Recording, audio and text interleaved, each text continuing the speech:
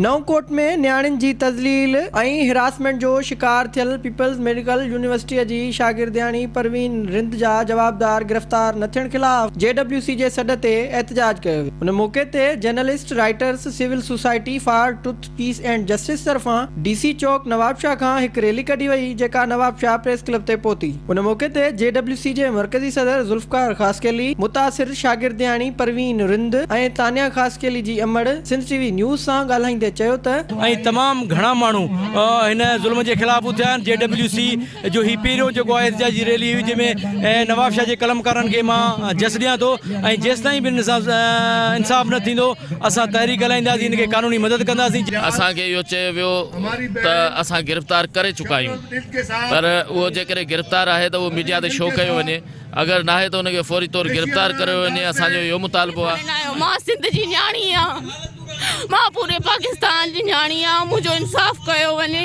मुंहिंजी तानिया जी भेणियूं ॿार बुख ते मरनि, ज़लील आहिनि, कंहिं बि असांखे साथ नथो ॾे। असांजा पुलिस आहिनि या ॿिया डिपार्टमेंट आहिनि या जेका स्टेक होल्डर आहिनि, उहो इन्हनि क़िस्म जी इंक्वायरी खे तुर्त तकड़ा इंक्वायरी नथी थिए ऐं हैरेसर जेका आहे उहो बची था वञनि। असीं हिननि न्याणियुनि खे असीं जेको असांजी मज़लूम न्याणियूं आहिनि उनखे इंसाफ़ वठी ॾियूं ऐं मां सलाम थो पेश कयां असांजे बहादुर जेको अॻवान आहे ज़ुल्फ़कार ख़ासकेली, जंहिं वक़्तु आहे तो जेको सॾु ॾेई JWC जे तरफ़ां जेको हेतिरा माण्हू गॾु कया। परवीन रिंद सां जेको जंहिं हिरासमेंट कयो आहे, जेके बगड़ आहिनि जवाबदार आहिनि, जेके कॉलेजनि में यूनिवर्सिटियुनि में PMC में उन्हनि खे गिरफ़्तार कयो वञे। इहो ई मुतालबो था कयूं। अॼु बि असां JWC जे एहतजाज में हुआसीं, इहो ई मुतालबो कयूं था त फिल फौर कार्रवाई कई वञे। समूरियन मज़मूर न्याणियुनि खे इहो वेसा था ॾियणु चाहियूं। हे जेको सिंध जी न्याणी सां जेको नाइंसाफ़ी थिए पई परवीन सां, उन मामले ते सहाफ़ी सिविल सोसाइटी सां गॾु सिंध जा शाइर अदीब बि हिन एहतजाज में न रुगो शामिल आहिनि, पर हिन तहरीक में शामिल थींदा। ऐं मां शहीद बेनज़ीराबाद डिवीज़न जे समूरनि कलमकारनि ऐं समूरनि शाइरनि अदीबनि खे बि जस ॾियां थो, जेके हिन तारीख़ी धरणे में शामिल थिया आहिनि।